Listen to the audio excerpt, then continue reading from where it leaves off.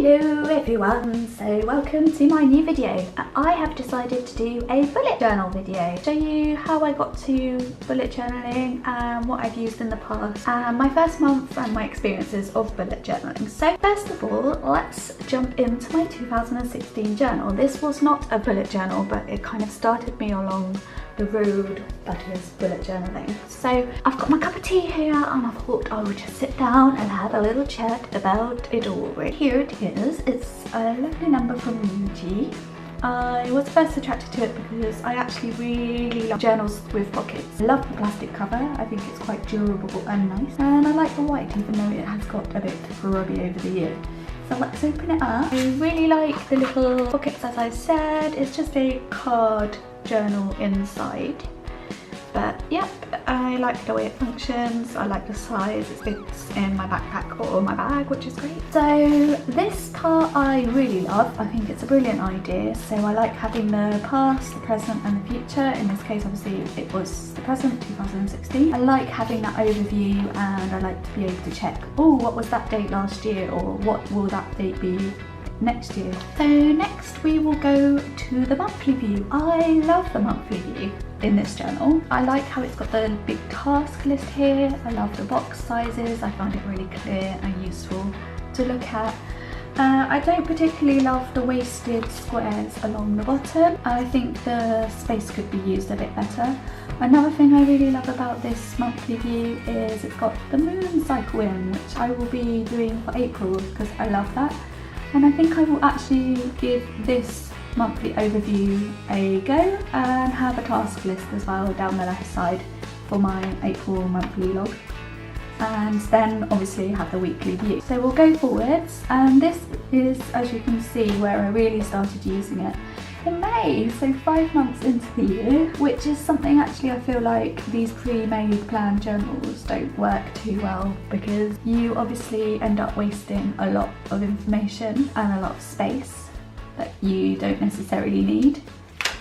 And kind of as well, when you're planning it out yourself and drawing it all out yourself, it kind of motivates you to use it a lot more, I find anyway. So again, we've got the moon cycles. Basically what I used this for is I found that it was a really good oversight for planning blog posts, to have it all on one monthly page to see kind of like how I want to organise it. So I think I would be taking this forward and also planning Instagram videos, blog posts, and seeing like doctor's appointments and stuff when I can fit in, and also kind of deadlines and things like that. Again, the same kind of thing really. Another blank month. It's the same really, so that's it. More blank months, which I feel like is an awful waste. So yeah. Here we get into our first weekly log. You've got the days of the week down on the left side, which is really handy, and I find the size of them actually to be quite good, although some days you can have more tasks than others, so that's where the bullet journal actually really comes into its own, I guess, because I suppose your Saturday tasks might not be the same as your Wednesday tasks, so it's nice to have that flexibility in the bullet journal. The thing I do really like about this is that there is the previous month and the current month calendar views at the top. Super useful, and it's also got the week marked off, so I will be starting to do this as well in my A-log. So here we get to a weekly log that I've actually started filling out. So you can see I've got things like doctors, aqua gym, got a meal plan here. It's all a bit of a mess, but it's kind of like in list form because I really like making lists, and it is messy and unordered and not clear. And it's also not clear at all when a task is being completed, what kind of task, if it's an event, if it's an urgent task, or if I've actually completed the tasks or not, and if they've been scheduled. Kind of like a brain dump here and then kind of like planning bits here, but I don't think I kept to it at all. In this one, I feel like I was actually quite good at I've always liked the idea of having little tick boxes and checking them off, so that's why the bullet journal really suits me. Because then I can have a really good overview of if I've completed the task or not, and obviously that feels good. The thing I was really bad at doing actually is going through the tasks after the week had finished and a new week had begun and carrying stuff over. Bullet journal is really good for that because it can go back into the monthly task and be rescheduled on the task list.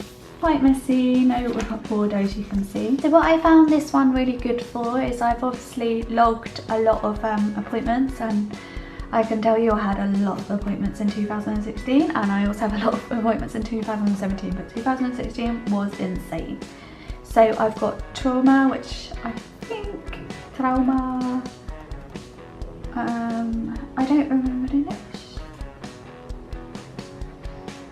Trauma is a specialist or like a surgeon. So I had a surgeon appointment. So you can see I've got like a doctor's appointment, blog post planned, but as again I can't see if it's completed or not. I know I have done it because I've got the blog post, but there's a lot of stuff here that is just random and then gets forgotten about and gets mixed up with a lot of stuff. I did actually stick to a meal plan, but it's obviously again not in a log, so I can't look back to it and see what I've eaten this week and stuff, and it's quite hard to find. So this week I had my treatment and a blood test and a consultant appointment and a random shopping list, so it doesn't really have any order or sequence or system to it. And it kind of goes on like that really. No sequence or system. Just kind of scribbled notes, which is cool. It works for me as well. It does work. It's nice to get it out of my head and onto paper, but I think I need to kind of like think of the bullet journal or a journal as kind of like a filing system, filing cabinet where I file it all away in different sections, and I feel like that's what the bullet journal does. It makes kind of sense of my senselessness, I suppose you could call it. So yeah, just looking through just to show you how empty and how it doesn't correspond with any information. So I've got random stuff here, like the when we came to visit our flat before we purchased it, I've got the space of the fridge and space of the washing machine, information on the boiler, etc.